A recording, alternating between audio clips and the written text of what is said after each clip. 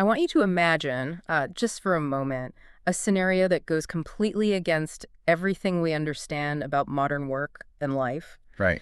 Imagine that your employer doesn't just sign your paycheck. Imagine that they also own the house you live in. They own the roads you walk on to get to work. They own the grocery store where you buy your food to feed your family. It's a terrifying thought. It is. And perhaps most chillingly, imagine they own the police force that patrols your neighborhood.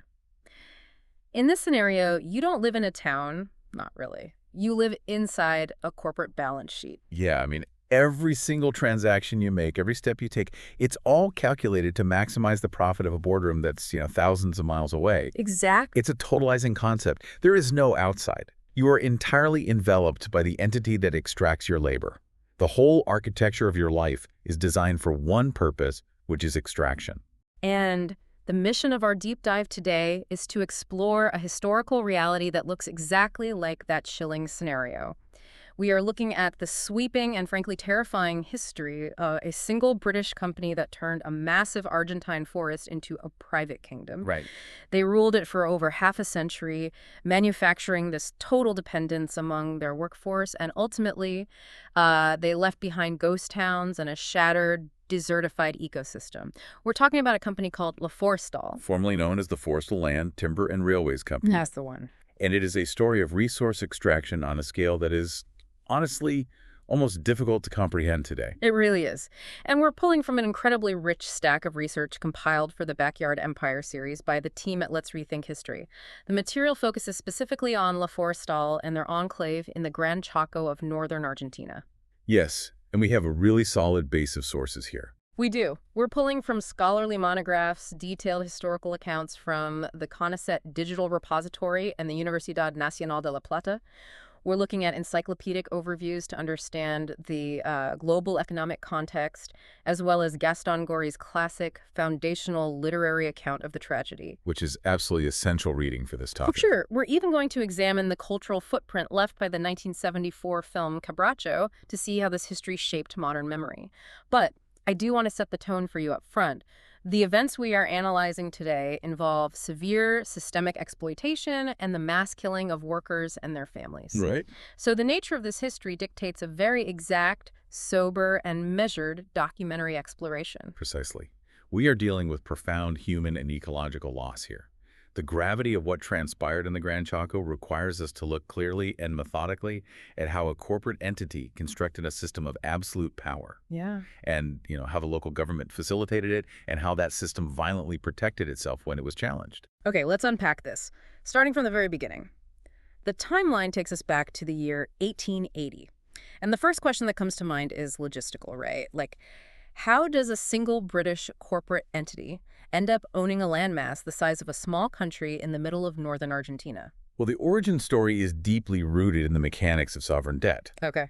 In 1880, the province of Santa Fe in Argentina found itself in a really precarious financial position. They were swimming in a massive amount of debt. And the primary creditor holding that debt was a London-based finance house called Murrieta & Co. Right. The provincial government simply did not have the liquid capital, the actual cash reserves, to meet its obligations to London. So they resorted to the one tangible asset they possessed in absolute overwhelming abundance, which was public land. So instead of defaulting on the loans and triggering an international financial crisis for the province, they pass a law to simply transfer the physical territory. It's like paying off a massive credit card bill by literally handing the bank the deed to a national park. You owe us millions. Fine, take 2 million hectares of the Gran Chaco forest. But they sold it off incredibly cheaply, right? Like by the square league. Yes, the sheer volume of the territorial transfer is staggering. And it was done at a valuation that heavily favored the creditors. 2 million hectares of dense, unmapped forests were effectively signed over just to satisfy a financial ledger in London. Wow. Now, the entity that initially received this land, Murrieta & Co., They didn't instantly transform into the Forestal industrial machine we're discussing today. There was a necessary period of consolidation. Right, because between 1881 and 1906, this vast tract of land passed through a few different corporate hands. Most notably, it was managed by the Santa Fe Land Company. Yes. This seems like a period where the British investors were essentially trying to figure out what they had just acquired. I mean, they had this massive expanse of South American wilderness, and they needed to survey it, organize the asset, and figure out how to monetize it. And what's fascinating here is how quickly they realized that they hadn't just acquired land. They had acquired a virtual global monopoly on a very specific, highly lucrative biological resource. Right, the trees. Exactly. The forest was dominated by the quebracho Colorado tree. And in 1906, with the realization of what this tree was worth to the global market, La Forestal was officially formed. So that's the turning point. It is. This marks the transition from merely holding the land as an asset to large-scale, systematic industrial extraction. Let's focus on this tree because the quebracho Colorado is the absolute center of this entire empire. The local nickname for it is the axe breaker. Yeah, the name is derived from the Spanish phrase quebracho, which literally translates to axe breaker. It is a phenomenally dense, incredibly hard wood. How hard are we talking? Well, to give you a sense of its physical properties, if you drop a piece of dry quebracho wood into water, it doesn't float. It doesn't float. No, it sinks like a stone. That's how dense it is. Wow. Which means the physical labor required to cut it down, especially in the early 20th century, was unbelievably brutal. You aren't just taking a modern chainsaw to a soft pine tree. Not at all. These workers, the heteros, were going up against a tree so dense it literally destroys the steel tools used to fell it. It requires immense physical force. But the hardness of the wood wasn't actually what made it valuable to London, was it? No, it wasn't. I mean, they weren't cutting it down to build houses or furniture. They called it red gold because of what was inside the wood. Exactly. The value is entirely chemical. The quebracho Colorado is exceptionally rich in a compound called tannin. Tannin. Yes. And this specific chemical requirement is what linked this remote, dense South American forest directly to the massive, roaring industrial centers of the world. Tannin is the crucial, non-negotiable chemical agent needed to cure animal hides into leather. Walk us through how that actually works. Why is tannin so essential? Well, when you strip a hide from an animal, it's organic matter.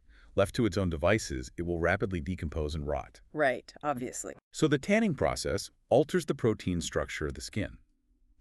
Tannin molecules bind to the collagen proteins in the hide, coating them and making them highly resistant to bacterial decay. Okay, I see. It transforms a decaying piece of animal skin into a durable, pliable, long-lasting material. Without tannin, you simply do not have leather. And at the turn of the 20th century, the global demand for leather was astronomical. Today, we often think of leather as a luxury good, a nice jacket, a premium car interior, expensive shoes. Yeah, but in 1906, leather was a foundational industrial necessity. Right. If we connect this to the bigger picture of the early 1900s, the global economy was still heavily reliant on organic materials. Sure. The military-industrial complexes of Europe needed millions of pairs of leather boots for their massive standing armies. Transportation still relied heavily on horses, which meant an endless need for leather harnesses, saddles, and reins. But crucially, the factories of the Industrial Revolution depended on it. Because of machine belting. I think this is a detail that is so easy to overlook today because we use individual electric motors for everything. Right. But back then, a factory had one massive central steam engine. Yes, a single enormous power source generating rotational energy. And to distribute that power to dozens or hundreds of individual lathes, looms, or cutting machines across the factory floor, they used a complex system of overhead shafts and pulleys. Exactly. And connecting those rotating shafts to the machines were heavy, thick, incredibly strong leather belts. So the global industrial economy, the literal spinning gears of the world's factories, ran on leather belts, and those belts required tannin. They did. And a massive percentage of the world's premier tannin was locked inside the axe breaker trees in this one specific region of northern Argentina.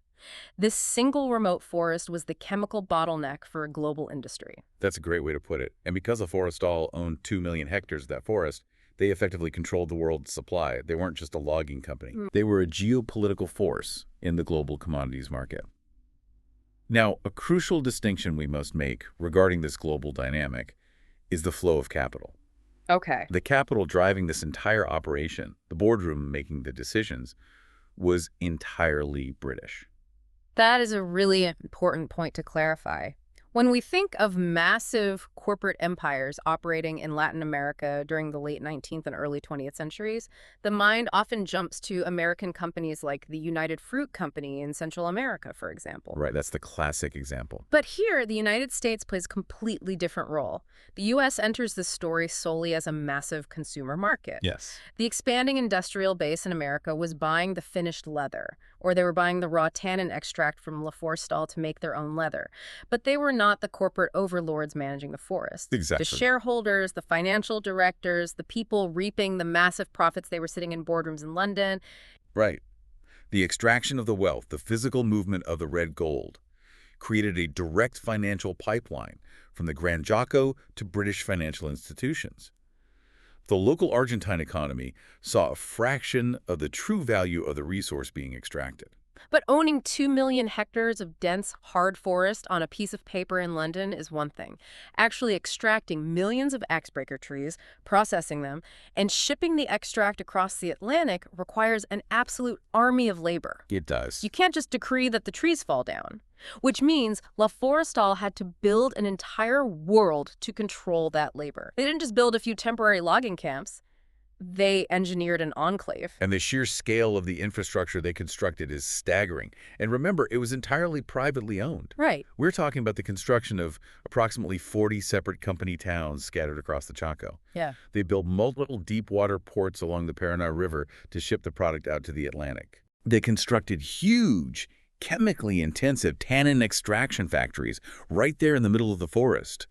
And to connect this massive, sprawling operation, they laid down around 400 kilometers of private railway. Let that sink in for a second. 400 kilometers of railway, that isn't a small siding to load a train. That is the equivalent of a comprehensive national transit system. Yes. But it exists entirely within the private property lines of a single corporation. They weren't just operating a business within the state of Argentina. Within the borders of their territory, they were the state. They absolutely were. They controlled the movement, the housing, the industry, and the infrastructure. They were the sovereign authority of their domain. And the people living under that absolute authority were the workers. Now, the labor force was highly stratified. Okay, how so?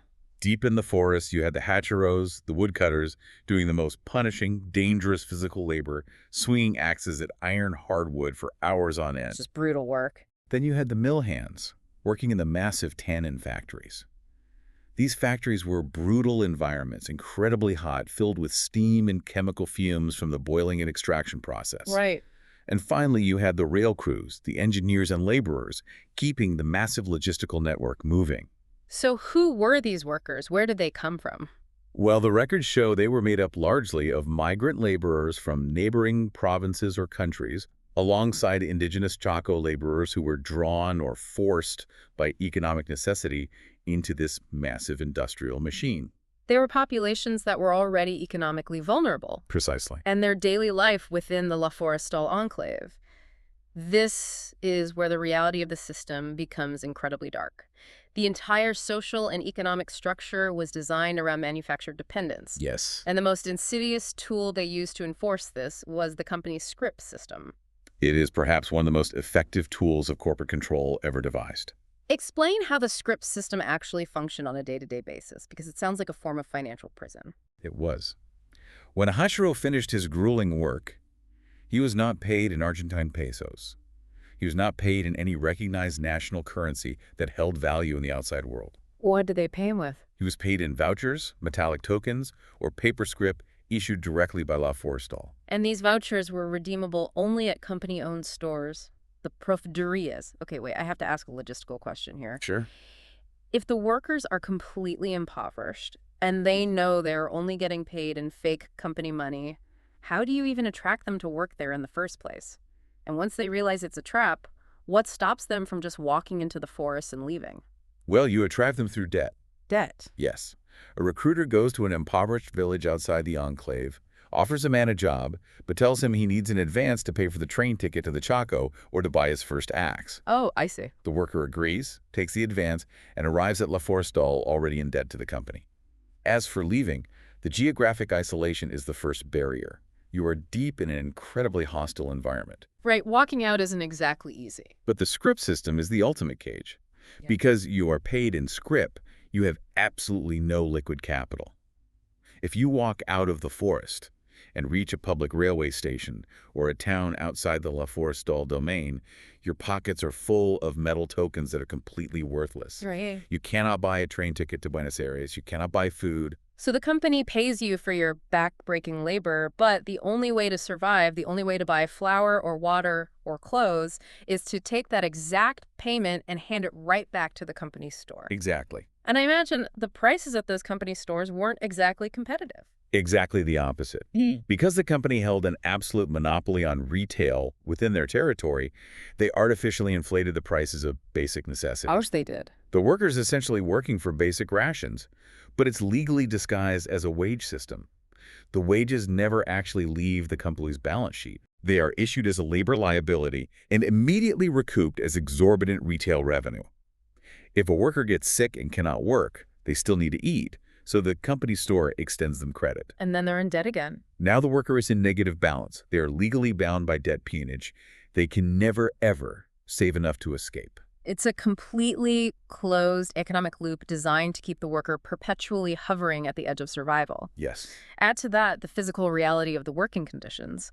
The historical record explicitly points to 12-hour workdays, 12 hours of swinging an axe at an axe breaker tree in the suffocating heat of the Chaco, or sweating in the chemical steam of a tannin factory. Unimaginable.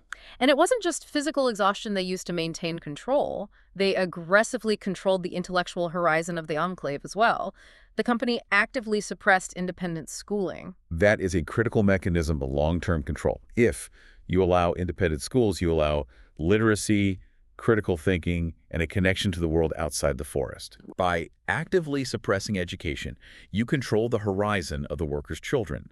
You ensure that the next generation has no marketable skills other than what is required to swing an axe or load a train for La Forestal. You trap multiple generations. Yes, you trap multiple generations in the exact same cycle of extraction and scrip dependency.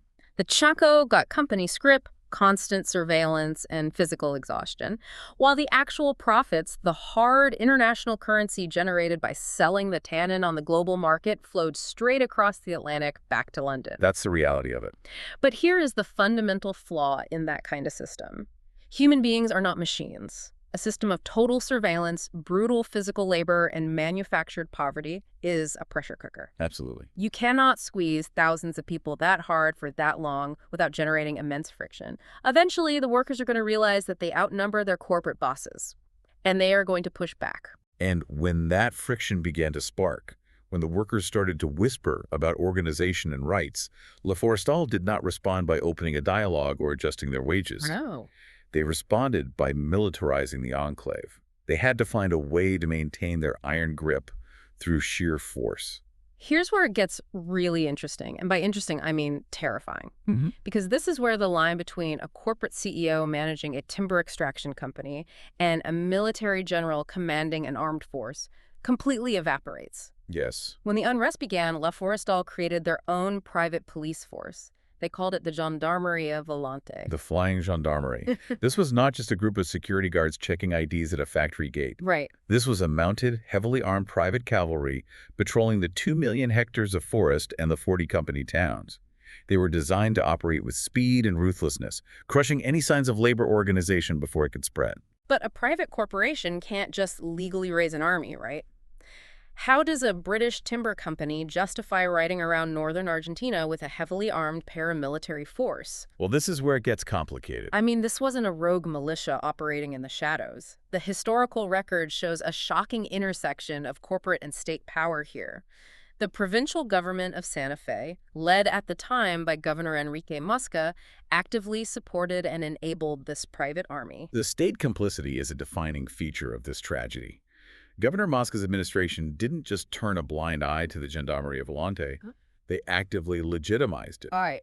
The provincial government actually supplied the corporate police force with official state weapons, rifles, and sidearms, and official state uniforms. Let's analyze the mechanics of that for a second. The government of Santa Fe takes taxpayer-funded weapons and uniforms, hands them to a private British corporation, and says, "Here, Use the authority of the state to violently suppress your own workers. That's essentially what happened. Why would the state do that? Did La Forestal just have that much political leverage? Yes, the economic power of La Forestal within Santa Fe was so absolute that the provincial government effectively viewed the company's stability as synonymous with the region's stability. Yeah. If La Forestal's extraction stopped, the regional economy, such as it was, would collapse. Furthermore, the enclave was geographically isolated. The state lacked the resources and the infrastructure to project power into the deep Chaco. So they outsourced it. So they outsourced their monopoly on violence to the corporation. The company provided the men and the salaries. The state provided the lethal hardware and the legal impunity. It creates a zone where the law is whatever the company says it is. If a worker is beaten or killed by a man wearing a state uniform but taking orders from a corporate manager, there is no justice system to appeal to. None at all. The company is the judge, jury, and executioner. And to add another layer of volatility to this powder keg, the company didn't just rely on their state-sponsored police. They formed a strategic alliance with this separate paramilitary group known as the Liga Patriotica Argentina, the Argentine Patriotic League. The Liga Patriotica was a powerful nationalist paramilitary organization. They were heavily armed, ideologically driven, and deeply hostile to any form of left-wing labor organization. Right. La Forestal recognized that their goals aligned perfectly with the League's. The company needed muscle to break strikes, and the League wanted to violently purge radical labor elements from the country. It was a marriage of convenience built on shared antipathy. And on the other side of this impending conflict, organizing the workers who were trapped in the scrip system, you have the FORA. Yes, the Federación Obrera Regional Argentina. It is crucial to understand the historical and ideological context of the EFEV to grasp why the company viewed them as an existential threat. The FORA were an anarcho-syndicalist labor federation. Right. And as we look at this, our goal is to neutrally report on this ideological clash based entirely on the historical record. We aren't taking sides on the intense political dynamics of early 20th century Argentina. Of course not. But we need to understand what anarcho-syndicalism meant in this context. The FORA wasn't just asking for a slight bump in the minimum wage. No, anarcho-syndicalism relies on direct action. They believed that the workers themselves should control the means of production through massive coordinated labor strikes. Okay. They were organizing the hatcheros deep in the woods and the mill hands in the factories to demand basic human dignity. They wanted an 8-hour workday, payment in real national currency instead of worthless company scrip, the abolition of the company store monopolies, and fundamental labor rights. But wait, I have to push back on the logistics of this again. If the workers are geographically isolated, exhausted from 12-hour shifts, and completely broke because of the scrip system, how on earth do they organize a massive labor movement? It's a very good question. You need resources to strike. You need communication to coordinate across 2 million hectares. This raises an important point about the vulnerabilities of the enclave system. La Forestal's greatest strength, their massive, integrated 400-kilometer railway network, was also their Achilles heel. Oh, wow. The FORA organizers recognized that the rail workers were the circulatory system of the entire empire. If you can radicalize the train engineers and the switch operators, you can spread information instantly across the 40 towns. That makes perfect sense. Pamphlets, strike dates, and organizational strategies were smuggled along the rail lines. And crucially, if the rail workers strike, the tannin factories don't get the wood, and the ports don't get the extract. The whole machine seizes up. So you have these two incredibly powerful, totally opposing forces converging in the isolated forest, the Gran Chaco. Yeah. On one side, a deeply entrenched anarcho-syndicalist labor movement desperately trying to break a system of near-feudal corporate control using the power of the strike. On the other side, a massive British corporation utilizing a state-armed private police force and a nationalist paramilitary to crush them and maintain the flow of capital. It's a recipe for disaster. The militarization of this corporate space set the stage for an inevitable collision, leading to one of the darkest chapters in Argentine history. And the pressure cooker finally explodes between 1919 and 1921. A massive strike wave sweeps through the La Forestal enclave. Led by the FORA, the workers do the one thing the company cannot tolerate. They simply stop. They stop cutting the quebracho, they walk out of the suffocating tannin mills, the trains sit idle on the 400 kilometers of track. It is a desperate, massive push against the company's total control. They are risking starvation because they are no longer earning the scrip needed to buy food at the company's store. but the conditions are so unbearable that they strike anyway. Exactly. For a corporation like La Forestal, which relies entirely on an unbroken chain of extraction to feed a demanding global market, a coordinated strike of this magnitude is not just a nuisance. No. It is an existential threat to their profit margins. And their response was not to negotiate. Their response was lethal. We are looking specifically at the events of January 1921. This is the tragic climax of the conflict, and the facts laid out in the historical accounts are harrowing. This wasn't a standard riot police line breaking up a picket line outside a factory gate. Not at all. The company actively unleashed the Gendarmeria Volante and the Patriotic League. The striking workers and their families were actively hunted. It was a coordinated campaign of terror.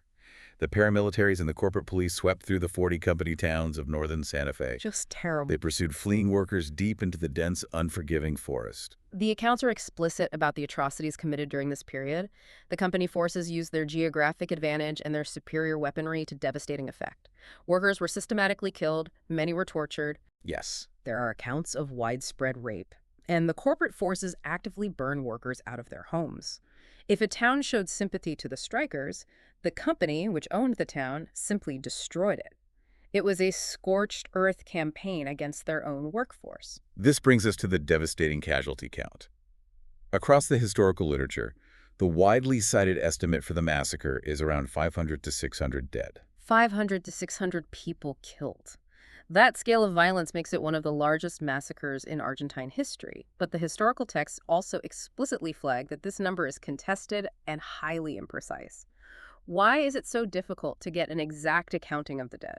Well, the imprecision is a direct result of the enclave's isolation and the nature of the violence. Okay. The killings were not confined to a single town square in a major city where bodies could be easily counted by independent journalists, hospital staff, or neutral observers. Right. This was a sustained, chaotic campaign of violence dispersed across 2 million hectares of dense forest and dozens of isolated company towns over several weeks.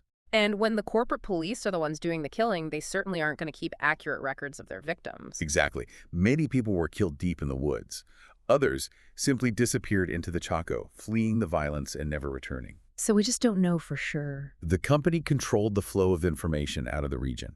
A full, precise, forensic accounting was impossible in 1921, and it remains impossible today. The 500 to 600 figure represents the best historical estimate of a massive, unquantifiable human tragedy. And looking at the mechanics of this massacre forces us to ask a really difficult, unsettling question about responsibility and justice. It does. When you have a private corporate police force directed by a British company's management, using rifles and uniforms supplied directly by the Argentine provincial government, operating in tandem with an independent nationalist paramilitary group, who exactly is legally and morally to blame for those 500 dead workers? Is this a corporate crime or is it a state crime? The most historically accurate way to define it, based on the synthesis of our sources, is as a joint massacre. It is the ultimate tragic fusion of corporate force and state power. A joint massacre. Yes. The enclave system requires the state to willingly surrender its monopoly on violence to the corporation. In return, the corporation enforces a brutal, profitable order that the state implicitly supports. Right. When the violence reaches the level of a massacre, the line of responsibility is intentionally blurred. The state can blame the corporate guards or the paramilitaries, and the corporation can claim they were operating with state authority. It creates a vacuum of accountability where mass murder goes entirely unpunished. So using this overwhelming, unchecked violence, the company successfully crushes the strike. They eliminate the FORA leadership within the enclave, terrorize the surviving workforce back into submission, and securely reestablish their iron grip on the region. They do. And with the labor movement completely broken and the workers stripped of any power to object, La Forestal is now free to accelerate its extraction unchecked. Which brings us to the next phase of the story, the systematic death of the forest itself. Moving forward from the bloody suppression of the 1920s through the 1930s, 40s, and into the 1950s, La Forestal shifts its industrial machine into absolute overdrive. Right. Completely unhindered by labor rights or environmental regulations, and with the global demand for leather remaining incredibly strong through the mid-20th century, they begin to systematically clear-cut the Gran Chaco. Our sources estimate that during this prolonged period of hyper-extraction, they cut down a staggering 90% of the quebracho trees in their territory. 90% of a forest that originally covered 2 million hectares. It's an industrial-scale leveling of a specific, dominant biological species. It really is. They were cutting down the axe breakers at a rate far faster than the forest could ever hope to regenerate. But didn't the executives in London realize they were destroying their own golden goose? If they cut down all the tannin-rich trees, eventually their business model collapses, right? What's fascinating here is how the mechanics of global capitalism and the commodities market actually encouraged this destructive behavior How so? and eventually spelled the end for the Argentine enclave. The boardroom in London wasn't worried about running out of quebracho because the world's leather industry was already beginning to seek cheaper, faster alternatives to Argentine tannin. What kind of alternatives were emerging? Two major competitors disrupted La Forestal's monopoly. First, chemical companies began developing synthetic tanning agents in laboratories, which were cheaper to produce at scale. Right. Second, and more importantly for our story, the market discovered a natural alternative South African wattle, also known as mimosa extract. South African wattle? How does that compare to the quebracho tree? It is vastly superior from a capitalist extraction perspective. The quebracho is a massive, incredibly dense hardwood that takes a century to fully mature. The axe breaker. Yes, wattle is a much softer, faster-growing tree. It is easier to plant, much faster to cultivate, far easier to cut down, you don't need axe breakers to fell it, and simpler to process. That makes sense. Ultimately, extracting tannin from wattle plantations in Africa became significantly cheaper than extracting it from a rapidly depleting remote forest in Argentina. But here is the incredible, almost unbelievable twist in the narrative regarding that market shift. As the Argentine operation became less profitable due to depletion and the rise of wattle, who do you think was profiting from the African wattle boom? It's quite the twist. The exact same British financial group that owned La Forestal. The investors who were watching their Argentine profits decline had already diversified. They also held the competing wattle interests in Africa. It is a textbook example of how capital is completely agnostic to geography and local ecosystems. The financial directors in London didn't care if the tannin chemical came from the Gran Chaco or from South Africa, as long as they controlled the supply and maximized the margin. It's like, imagine a landlord who owns a massive historic apartment building. They milk it for rent for 50 years, packing people in, never fixing the plumbing, never repairing the roof, extracting every possible dollar of profit. Yeah. And then right before the building is literally about to collapse from structural neglect, they simply take all the rent money they've hoarded over the decades, buy a brand new, cheaper apartment complex across town, and move their entire operation there. Exactly. They leave the old tenants sitting in the crumbling rubble of the original building. That analogy perfectly captures the mechanism of an extract and abandon economic model. The capital is highly mobile. It can shift from South America to Africa in a matter of days, with a few ledger entries in London. But the labor force, the generations of workers trapped in the enclave and the local ecosystem itself are entirely immobile. They cannot relocate to Africa. They are left behind to deal with the permanent consequences of the extraction. Which leads us directly to the final act of this corporate empire. The year is 1963. The Argentine forest is exhausted. 90% of the quebracho canopy is gone. Gone. The wattle operations in Africa are booming, cheaper, and vastly more profitable. So what does La Forestal finally do? They simply pack up and close. It is a sudden total withdrawal. They shut down the massive tannin extraction factories. Just like that. They literally rip up the 400 kilometers of private railway they had laid down, presumably pulling up the steel to sell for scrap, ensuring no competing infrastructure could survive, and they entirely abandon their operations in Argentina. The capital seamlessly relocates across the ocean, but the physical reality left behind on the ground in the Chaco is catastrophic. We have to analyze the immediate aftermath for the people living there. What happens to 40 bustling company towns when the sole company that built them suddenly vanishes overnight? They collapse instantly. Remember, the mechanics of the enclave, these towns were not organic, natural settlements that grew up slowly around diverse trade routes or varied agriculture. Right. They were artificial constructs built solely to serve the extraction of tannin. The company owned the grocery stores, the housing, the power supply, the water pumps. When La Forestal liquidated and left, the economic engine of the entire region didn't just slow down, it instantly seized up. It resulted in immediate mass unemployment on a regional scale. The towns became ghost towns almost overnight. The workers, the families who had been intentionally trapped by the scrip system for generations, forbidden from saving money, forbidden from gaining outside education, were suddenly left stranded in the middle of a stripped, ruined forest with absolutely nothing. Nothing at all. No savings, no marketable skills, no infrastructure. But the devastation wasn't merely economic. We have to look at the profound, long-term environmental science of what happens when you remove 90% of a dominant tree species. The ecological damage was, and remains, incredibly severe. The quebracho is a slow-growing foundational hardwood. When you brutally clear-cut a forest like that, it does not simply grow back in a few decades. Right. When Forestal removed the canopy and the massive root systems of the dominant species across 2 million hectares, they fundamentally altered the hydrology and the soil structure of the entire region. The historical and environmental accounts describe a process of severe soil erosion leading to long-term desertification. The forest didn't just become a thinner, younger forest. The land actively began turning into a desert. Explain how that mechanism actually works. It is a cascading ecological failure. The massive canopy of the quebracho trees protected the soil from the harsh sun and heavy rains. Their deep root systems held the earth together and regulated the water table. When you remove 90% of those trees, the topsoil is suddenly exposed to direct, baking sunlight. It dries out and turns to dust. Right. When the rains come, there are no roots to absorb the water or hold the soil, so the nutrient-rich topsoil simply washes away, causing massive erosion. Without the trees to retain moisture, the local climate becomes drier, the land degrades rapidly, and nothing else can grow.